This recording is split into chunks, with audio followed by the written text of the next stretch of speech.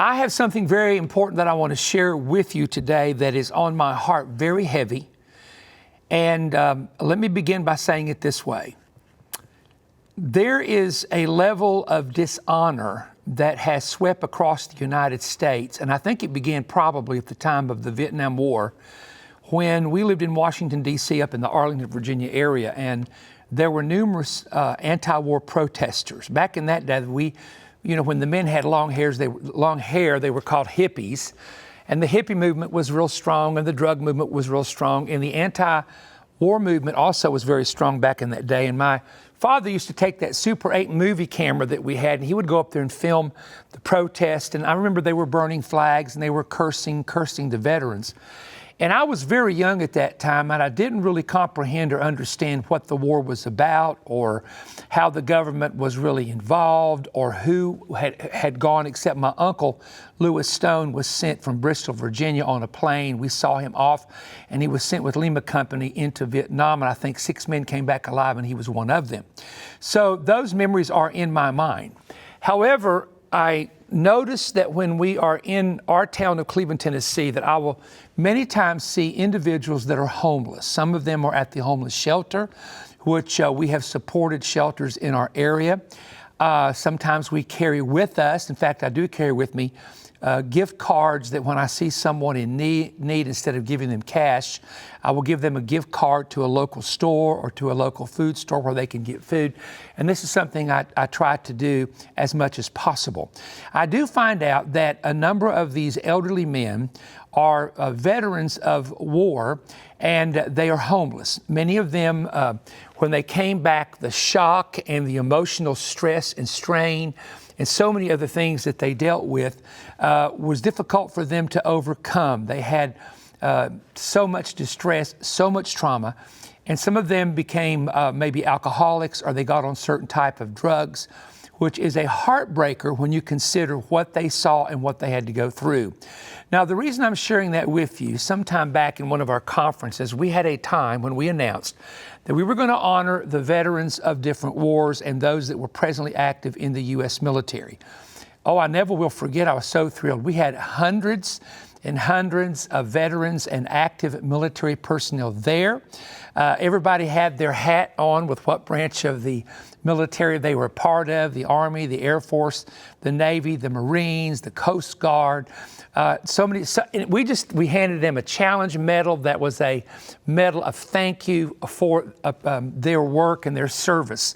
And for those who never went into battle or never went to the front lines of whether it be Vietnam or Iraq or Iran or Afghanistan, really have no idea the stress level and the fear level that men have to go through when they're actually going into battle. You know, you see the movies and it shows it one way, but my guide from Israel, Gideon Shore, served in the Israeli Defense Forces for years.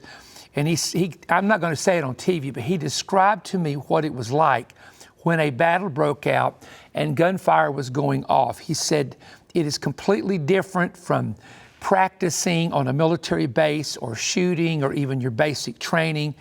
It is very, very different. And he said no soldier that he ever met went into a battle where there was live fire and was just bold, you know, like you see in the movies, and running through the fire and guns going off and missiles flying, and he's just bold as a lion, like Rambo, Sylvester Stallone. He said it's not that way at all. And so this is what I want to share with you. I want to read to you some scriptures to tell you we've got to stop dishonoring the veterans and those who work in the military, even those that are with the National Guard. These people have signed up to do a job many times of protecting cities, stopping crime, stopping looting, and some of them actually are putting their lives on the line in some of the American cities right now.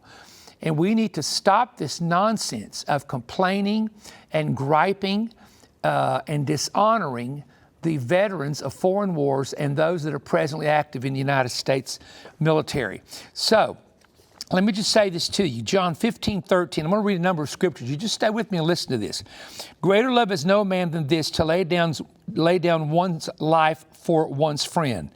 And so those who go into the military, of course, many do it for a job or for a career, but there are many that realize that it is a sacrificial time of their life, and they may literally have to give their life up in some type of a war or a battle on behalf of others.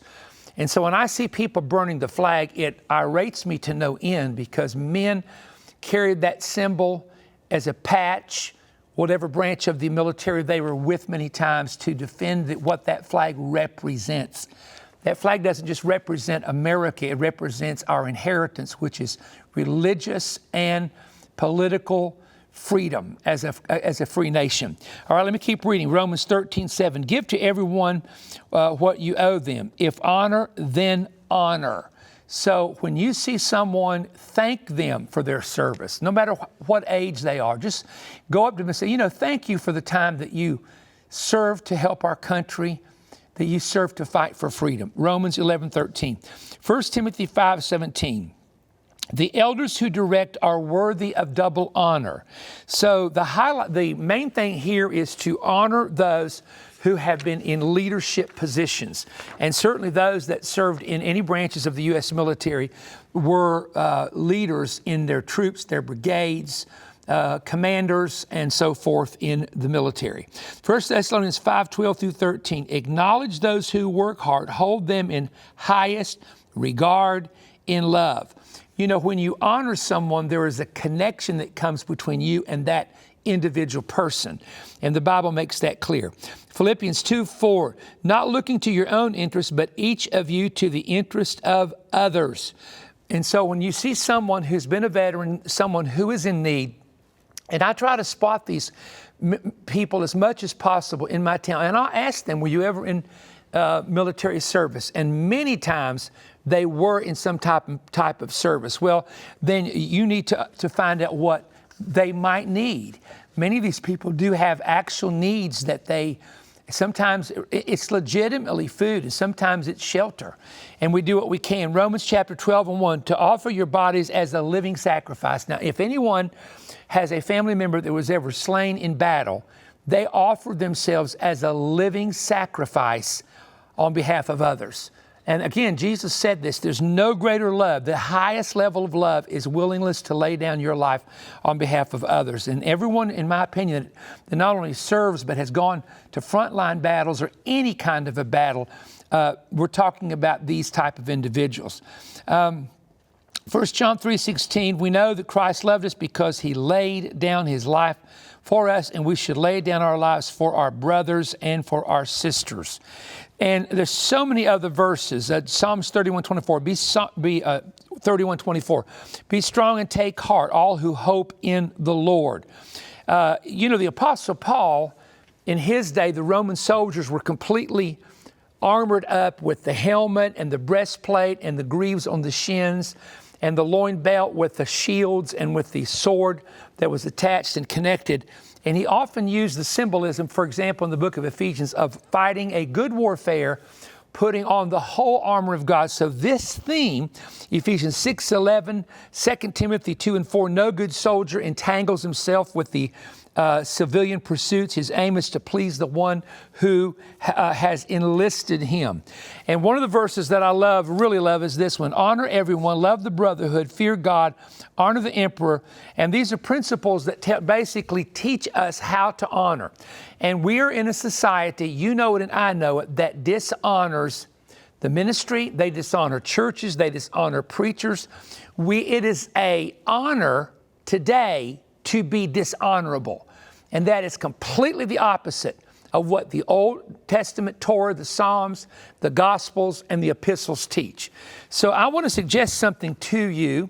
If you know anyone in your church that has served in the military, go up to them and just say, you know what, I was thinking today of expressing my appreciation to you. Number two, it would be good for churches to have a special service just where they honor especially the men and the women that have served in the U.S. military and foreign wars over the years. We need to honor them while they are still living. Number three, if you know of someone who has been a veteran and they're having struggles, maybe paying their rent or maybe paying their car payment, or they're legitimately having struggles with their personal and private life, or maybe they've lost their wife recently, they've lost a family member, maybe they're up there in years, maybe they're not, then I want you to just kind of do what you can to encourage them with words, positive encouragement, or if it's possible, perhaps to help them in some way.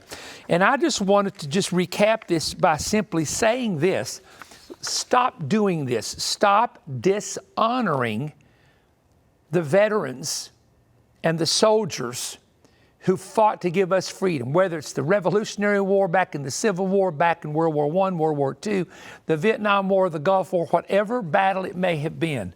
Give honor to whom honor's due. So on behalf of myself, my wife, my staff, and the board members of the Voice of Evangelism, I want to honor every person presently or in the past that has been involved in the United States military. I want to also thank so many of you. I wish I'd have brought this downstairs with me where you could see it, but I have so many what they call the challenge medals that have been sent to me by the Navy SEALs, by people in the U.S. government, by the Army, the Navy, the Air Force, the Marines, because these men and women know how much we love them and we support them. So I have those all upstairs in my office on these racks, and I want to thank you because it is a blessing to me. Sometimes it just makes me cry, and it's all right to cry as a man every now and then, okay?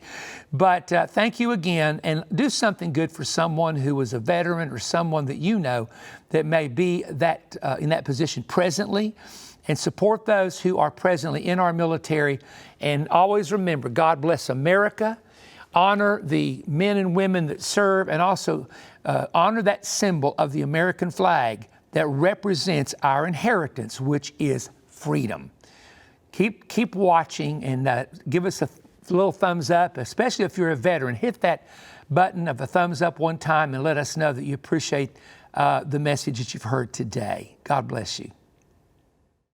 Please give me your undivided attention for a moment. There are some discoveries that have been made that give you a breakthrough on understanding the mystery of the pre-tribulation return of Christ. Prophecies concealed, now revealed. The rapture, the tribulation, the 1,000-year reign of Christ are all concealed in the fall festivals of Israel. Now, this is a book. I want to read this to you real quick, just some chapter titles. End Time Parallels of the Days of Lot and Noah, Decoding the Judgment Files, Who Can Escape What Is Coming, The Mystery of the Missing 70 Years, King Saul, the Pattern for the United States, Patterns in the Fall Festivals, Yom HaKisah, the Mystery of the Hidden Day. Does one generation remain before the end of time? Parallel signs of the first and second coming of Jesus, triggers to the tribulation, the termination of the church age, arguments against the pre-tribulation gathering, decoding the Yom Kippur cipher. Goodness, this is just filled with fresh insight and information. Now, here's what I've got to tell you. We only have 5,000 of these books left. And so we're not going to do what we normally do and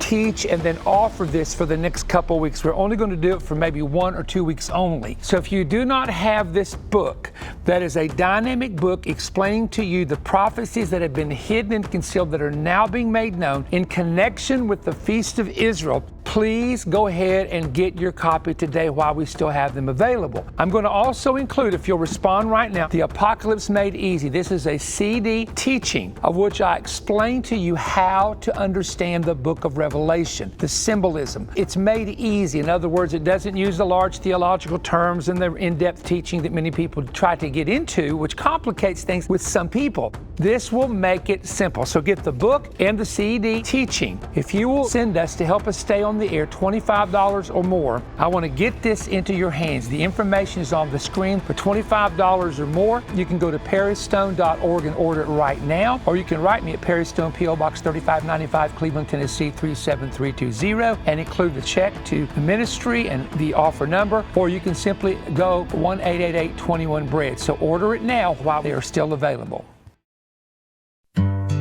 Searching for a message that inspires and uplifts, delivered precisely when you need it? Perry Stone offers immediate access to a vast collection of teachings grounded in God's Word. Visit perrystone.org/downloads to explore over 400 digital audio teachings in MP3 format, compatible with any device. Simply select your teaching, complete your purchase, and receive an instant download link, both on the checkout page and via email. Click Save As to store it securely, ensuring unrestricted access whenever you need it. For those who prefer video, perrystone.tv provides a dedicated video-on-demand platform featuring the latest conferences, teaching series, and Perry Stone's current manifest messages, all available instantly. This direct approach eliminates shipping fees and delays, especially beneficial for international audiences as it bypasses prolonged transit times. Plus, when making international purchases, your payment card automatically converts foreign currencies to your home currency using the exchange rate provided by the payment network, simplifying the transaction process. Whether audio or video, it's a timely, impactful word ready whenever you are.